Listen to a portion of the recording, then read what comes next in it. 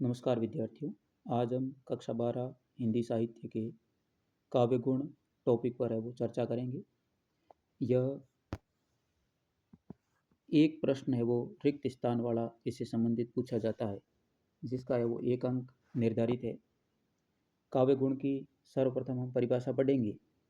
काव्य में रस के उत्कर्ष को बढ़ाने वाले तत्वों को काव्य गुण है वो कहा जाता है। काव्य गुण तीन प्रकार के होते हैं। पहला है माधुर्य गुण, दूसरा प्रसाद गुण और तीसरा है वो ओज गुण है। अब सर्वप्रथम हम माधुर्य गुण के बारे में पढ़ेंगे, जिसकी परिभाषा है कि जिस काव्य रचना को पढ़ने या सुनने से पाठक अथवा श्रोता का मन द्रवित हो जाए या फिर आनंदित हो जाए, वहाँ माधुर्य गुण है वो होता है। माधुर्य गुण की विशेषता इस प्रकार है कि इसके अंदर नासिक्य या पंचम वर्ण की प्रधानता होती है, जैसे ग, य, न, म आदि पंचम वर्ण। दूसरी विशेषता है समास रहित रचना, यानी छोटे शब्दों का प्रयोग किया जाता है।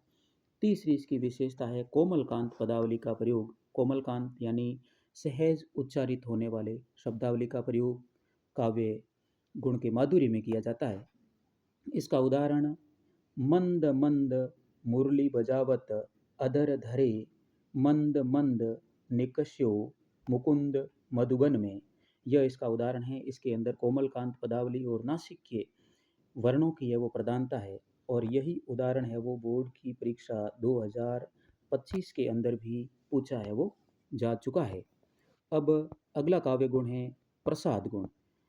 प्रसाद गुण की परिभाषा इस प्रकार है कि जिस काव्य रचना को पढ़ने या सुनने से स्वतः ही उसका अर्थ स्पष्ट हो जाए, यानी अर्थ है वो बड़ी सहजता से ही स्पष्ट हो जाता है, वहाँ प्रसाद काव्य गुण होता है।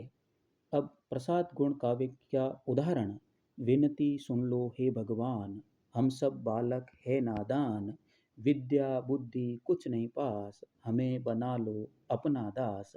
यानी इसके अंदर बहुत ही सरल सहज शब्दावली का प्रयोग किया गया है, जिसको सुनने मात्र से ही पाठक के मन में है वो इसका अर्थ स्वतः स्पष्ट हो जाता है।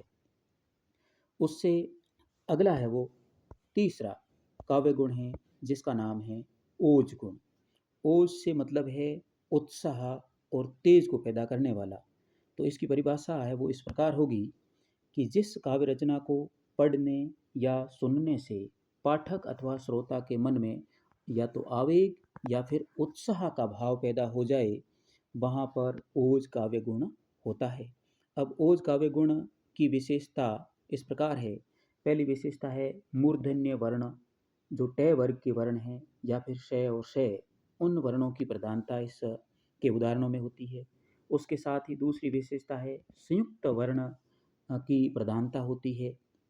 तीसरी विशेषता है समास युक्त शब्दावली का प्रयोग इसमें है वो अधिकतर किया जाता है।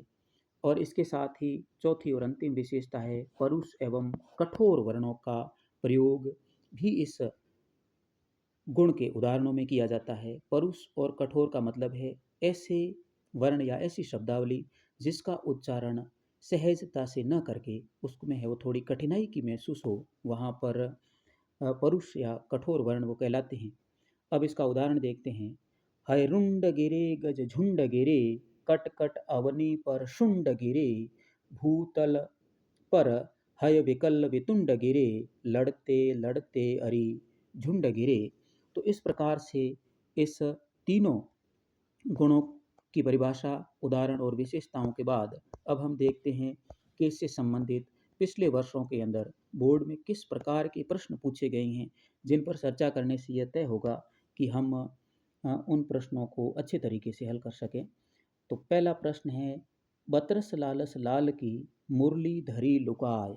बतरस लालस लाल की मुरली धरी लुकाय काव्य पंक्ति में काव्य गुण है। अब इसके अंदर काव्य गुण है वो माधुर्य काव्य गुण है, क्योंकि इसके अंदर कोमलकांत पदावली का प्रयोग किया गया है। दूसरा प्रश्न है रिक्त खाली जगह काव्य गुण में कठोर वर्णों जिसको परुष वर्ण भी कहा जाता है और संयुक्त अक्षरों का प्रयोग होता है, तो वहाँ कौन सा काव्य गुण होता है? तो वहाँ हमने पढ़ा है कि इसके अंदर ओज काव्य गुण होगा। तीसरा प्रश्न है, रिक्त स्थान काव्य गुण का वह गुण है जिसके कारण वाक्य का अर्थ है वो तुरंत पढ़ने के साथ ही समझ में आ जाता है। सरल शब्दावली का प्रयोग, तो ऐसी सरल शब्दावली का प्रयोग प्रसाद काव्य गुण के अंदर होता है। चौथा प्रश्न है, ऐसी काव्य रचना जिसे पढ़ते ही अर्थ ग्रहण हो जाए, वही प्रश्न रिपीट हुआ है और ऐसे गुणों से युक्त रचना है वो प्रसाद गुण की मानी जाती है। अब अगला पांचवा प्रश्न है, खाली जगह गुण के कारण रचना में मधुरता उत्पन्न होती है। अब मधुरता है वो माधुर्य गुण के अंदर मधुरता उत्पन्न होती है क्योंकि इसमें नासिक्य वर्णों की प्रधानता होती है। छठा प्रश्न है, खाली जगह रस खाली जगह रस का उत्कर्ष करने वाली बातों को क्या कहा जाता है? काव्य गुण कहा जाता है। यहाँ काव्य गुण की परिभाषा बताई गई है कि काव्य गुण है वो क्या काम करते हैं। तो काव्य गुण है वो रस के उत्कर्ष को, आनंद को है वो और ज्यादा बढ़ाते हैं। अगला प्रश्न है, ओज गुण में खाली जगह वर्ण की प्रधानता होती है। तो ओज गुण में कैसे वर्णों की प्रधानता होती है? ओज गुण के अंदर परुष वर्णों की प्रधानता होती है, कठोर वर्णों की प्रधानता होती है, द्वित्व या संयुक्त वर्णों की प्रधानता होती है। अब अगला प्रश्न है, वाक्य का अर्थ पढ़ने के साथ ही सहज ही समझ में आ जाए, वहाँ पर कौन सा काव्य गुण होता है? तो वहाँ पर है वो प्रसाद काव्य गुण होता है। इसी के साथ ही यह काव्य गुण का टॉपिक समाप्त हुआ।